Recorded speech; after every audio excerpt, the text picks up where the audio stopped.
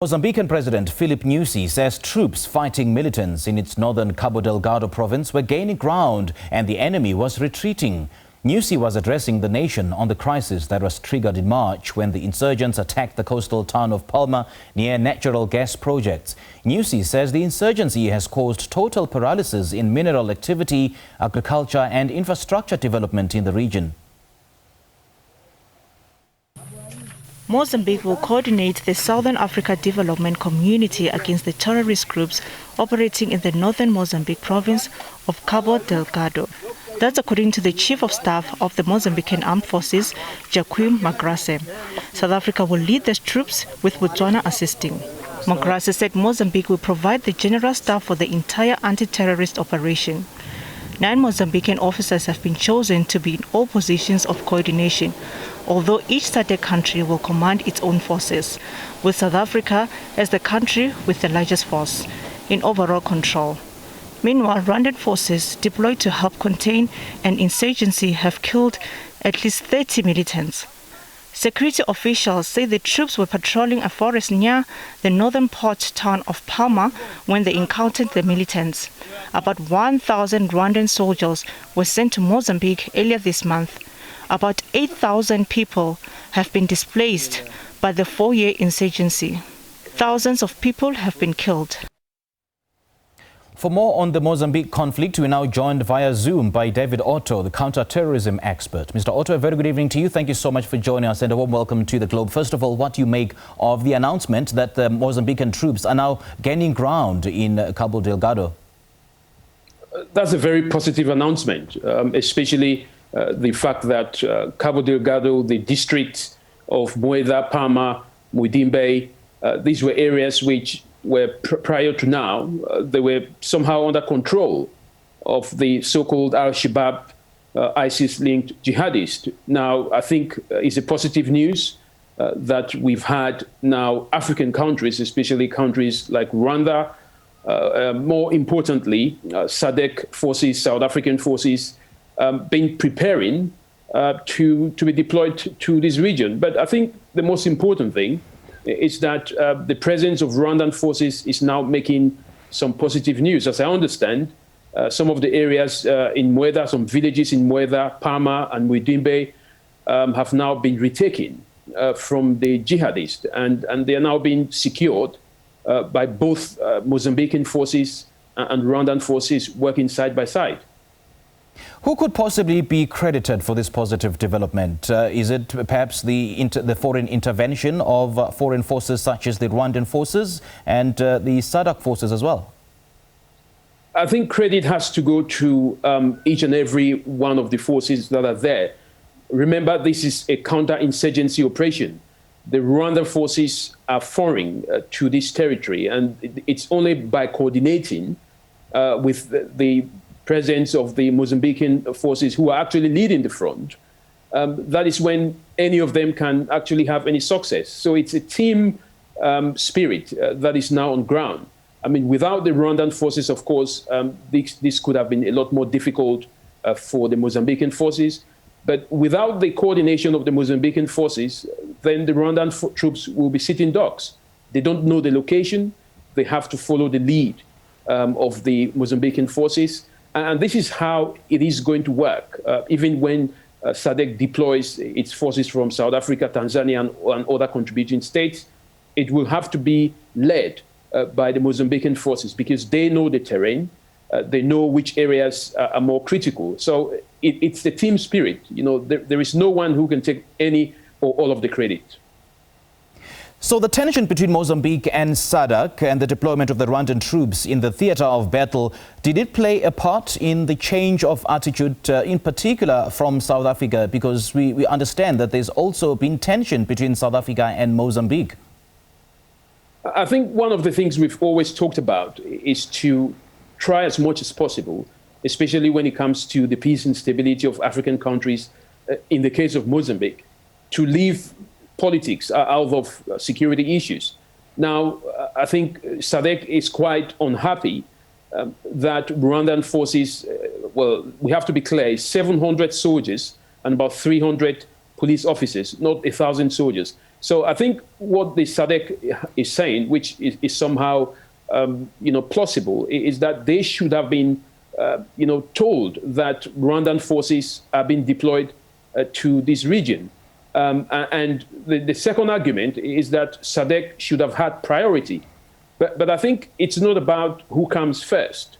And I also think it's not about who is the bigger boy in the field. I think what is more important, as we've seen in the bilateral agreement that Rwanda signed with Mozambique, is that action takes place and the jihadist capacity on ground is reduced. Now, this should be an advantage for the SADC forces, including South African forces, when they do arrive, because I'm sure that with the experience of Rwanda in UN missions, of course, one has to be very clear.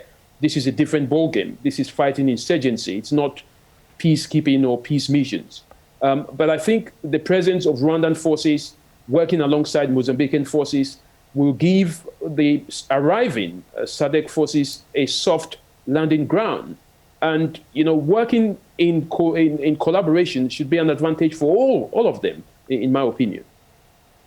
Mr. Otto, we may not be necessarily privy to the jihadist modus operandi in its operation in Cabo Delgado. So what's the possibility of a potential fight back now that the military forces have gained ground against them?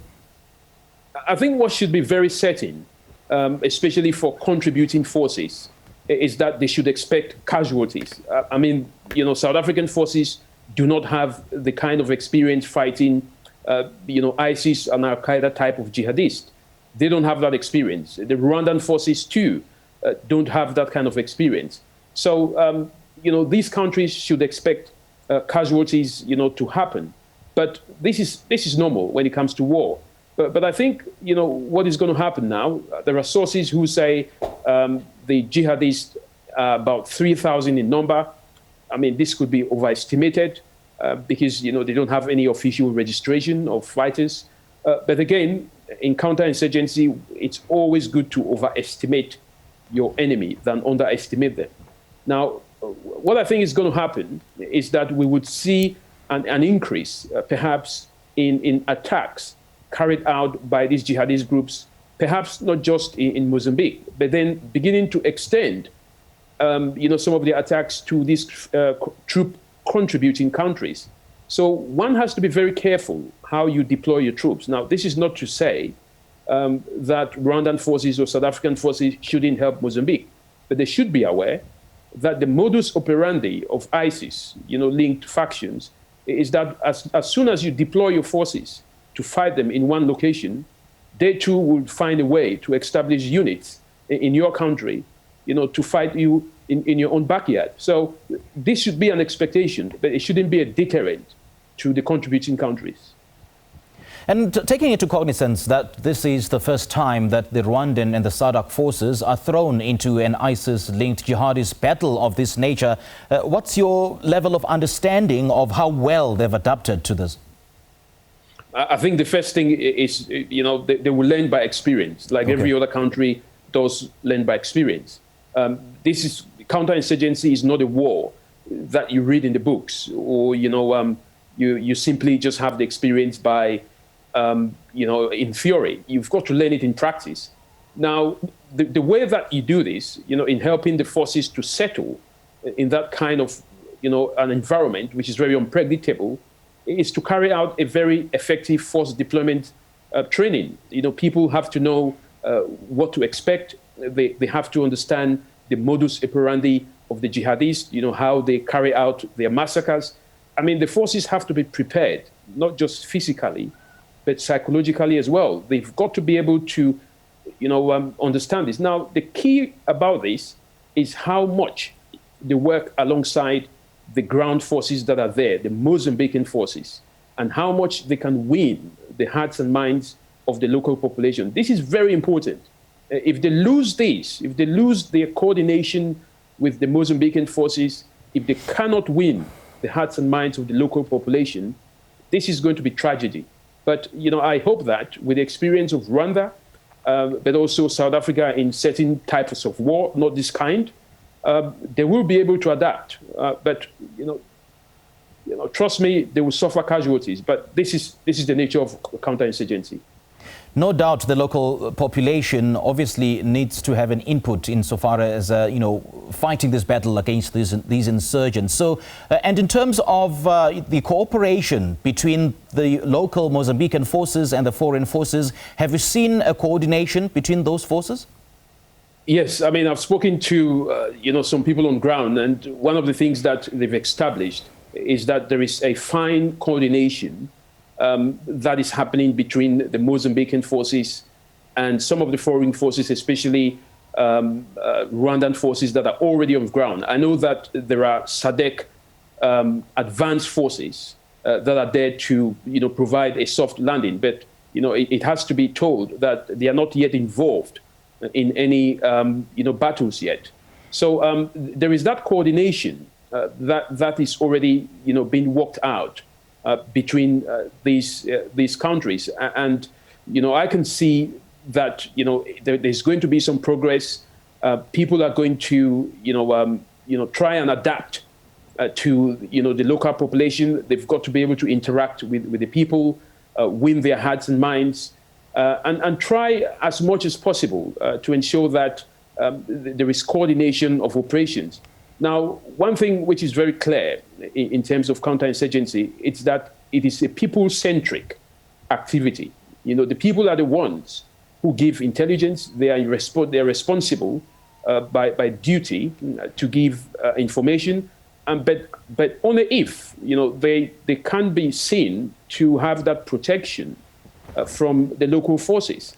So as long as the local population is happy, as long as they can feel that there is some level of protection, they can visibly see that they are being protected from these jihadists, they will comply. They would give information, and this is one of the things that no terrorist organizations want. They do not want the local population to be cozy, to use that word, with the military forces. They will try and fight that, but it is the duty of these officers who have been deployed to make sure that they can win the hearts and minds of the local population. That's the only way you can win them. The terrorists, to be precise. Mr. David Otto, counter-terrorism expert, joining us via Zoom. Thank you so much for your time.